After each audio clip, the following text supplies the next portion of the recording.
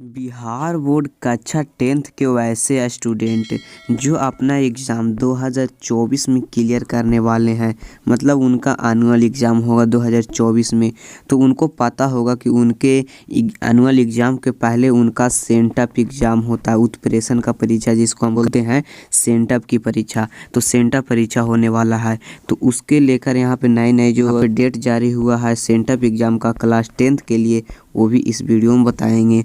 इसके साथ साथ आपको इस वीडियो में 4 से 5 यहाँ पे कुछ डाउट को क्लियर करेंगे। जैसे कहने का मतलब है कि आपका इस एग्ज़ाम का एडमिट कार्ड कहाँ से आएगा, दूसरा आपका इस एग्ज़ाम में कितना फ़ी लगेगा, और तीसरा अगर जो आप इस एग्ज़ाम में फेल हो जाते हैं तो क्या करेंगे, 1-2 विषय छूट जाता है तो क्या करेंगे, अगर जो नहीं हम एग्ज़ाम देते हैं तो क्या करेंगे, और मान लीजिए हम पास नहीं होते हैं इस एग्ज़ाम में तो क्या करेंगे। मतलब पूरे डाउट को क्लियर करने वाले हैं। साथ साथ अगर जो कोई कंपार्टमेंटल या फिर एकल विषय के स्टूडेंट है पिछले साल वाले, उनको क्या ये एग्ज़ाम देना ज़रूरी है, तो ये भी इस वीडियो में बताएंगे। तो चलिए वीडियो को शुरू करते हैं।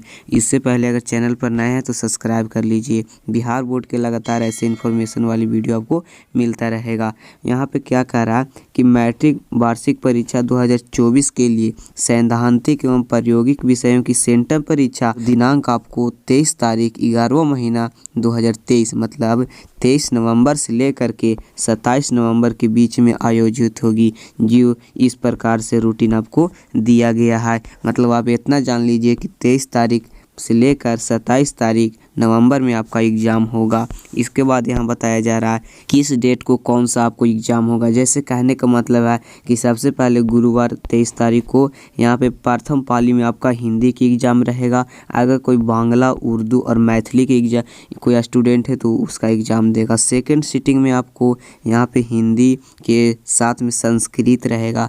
अगर कोई हिंदी, अरबी और फारसी के स्टूडेंट हैं तो फारसी के एग्ज़ाम देंगे। ये आपको टाइम बता देते हैं कितना बजे से रहेगा। तो फर्स्ट सीटिंग के सभी एग्ज़ाम आपको 9:30 से लेकर के 12:45, 9:30 से लेकर के 12:45 तक होगा। इसके बाद सेकंड सीटिंग में बात किया जाए तो सेकंड सीटिंग में आपको 2 बजे से लेकर के 5:15 तक, मतलब पूरे 5:15 तक आपको एग्ज़ाम होगा आपके स्कूल में।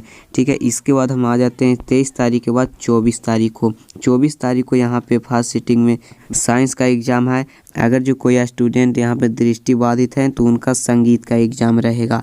इसके बाद सेकेंड सीटिंग में यहाँ पे सोशल साइंस का एग्ज़ाम है जो 2 बजे से 4:45 तक चलेगा। सोशल साइंस का एग्ज़ाम और साइंस के एग्ज़ाम में कम टाइम लगता है, तो ये 4:45 में ही छुट्टी हो जाएगा। इसके बाद यहाँ पे 24 तारीख के बाद 25 तारीख को आपको शनिवार को फर्स्ट सीटिंग में मैथ का एग्ज़ाम होगा।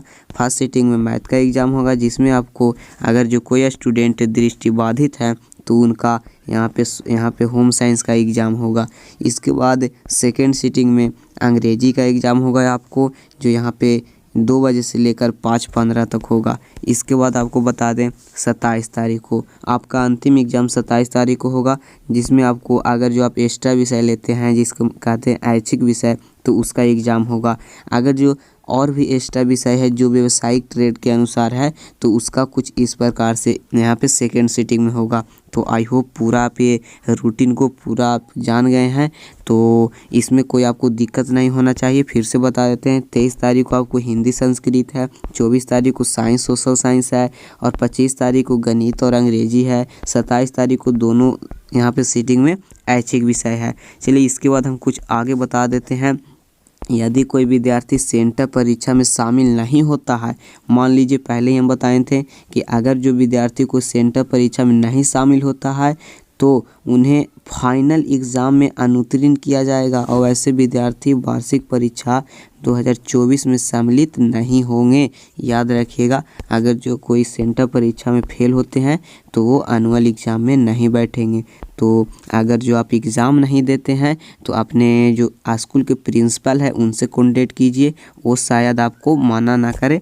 पर याद रखिएगा, अगर जो आप बिना बोले अगर सेंटअप एग्ज़ाम नहीं देंगे तो आपको यहाँ पे फाइनल एग्ज़ाम का एडमिट कार्ड नहीं आएगा, तो आप एग्ज़ाम ही नहीं दीजिएगा। तो आई होप ये जान गए। अगर बात करें इसका एडमिट कार्ड का, तो इसका एडमिट कार्ड किसी स्कूल में मिलता है, किसी स्कूल में नहीं मिलता है, क्योंकि पर्सनली ये बोर्ड ऑफिस से नहीं आता है, ठीक है। कोई स्कूल में दिया जाता है, कोई स्कूल में नहीं दिया जाता है, तो ये आपको स्कूल पर डिपेंड करता है कि मिलेगा कि नहीं। तो एडमिट कार्ड का चिंता नहीं कीजिए। इसके बाद फ़ी की बात कर लें तो सेंटअप एग्ज़ाम में कोई फ़ी नहीं लगता है। फ़ी की बात करें तो कोई फ़ी नहीं लगेगा। अगर जो फ़ी लगता है तो वहाँ पे आप बोल सकते हैं फ़ी नहीं लगता है। इसके बाद हम बात करें, अगर जो कोई स्टूडेंट कंपार्टमेंटल से है या फिर पिछले साल फेल हो गया था या तो फिर पिछले साल किसी एक विषय में क्रॉस या फिर कैसे भी मतलब फेल हो गया था, तो वो क्या करेगा, इस वर्ष का अगर जो एनुअल एग्ज़ाम देगा तो ये सेंटअप एग्ज़ाम भी देना ज़रूरी है क्या। तो यहाँ पे देख लीजिए, ध्यान दें, पूर्ववर्ती मतलब पिछले साल के स्टूडेंट जो फेल हो गए थे या कंपार्टमेंटल के स्टूडेंट या एकल विषय में समूहित कोटि के विद्यार्थी हैं तो सेंटअप परीक्षा में शामिल नहीं हो सकते हैं। मतलब ऐसे विद्यार्थी चिंता नहीं करें, इनको यहाँ पे एग्ज़ाम देना ज़रूरी भी नहीं है। आई होप ये पूरा शेड्यूल को जान गए हैं। अगर जो आप फेल होते हैं तो आपको अपने एग्ज़ाम जो एनुअल एग्ज़ाम होगा उसमें नहीं बैठने दिया जाएगा। इससे बचने का सिर्फ एक तरीका है, आप क्या कीजिए कि अपने प्रधानाध्यापक जो आपके स्कूल के प्रिंसिपल है उनसे कांटेक्ट कर लीजिए, शायद वो अपने मन से बोलें तो मान जाएंगे। यहाँ पे एक बात और बता दें आपको, 23 तारीख, 24 तारीख, 25 तारीख, 26 तारीख के बीच में जो एग्ज़ाम होगा आपको सभी क्वेश्चन पेपर आपको फ्री में आपको इसी चैनल पे मिल जाएगा। आपको हर ईयर का और हर यहाँ पे मासिक एग्ज़ाम का क्वेश्चन पेपर मिला है तो इसी चैनल पर आपको मिलेगा। एंड मिलते हैं आपसे एक नए वीडियो में बिहार बोर्ड के किसी नए खास जानकारी के साथ। तो जय हिंद, जय भारत, वंदे मातरम।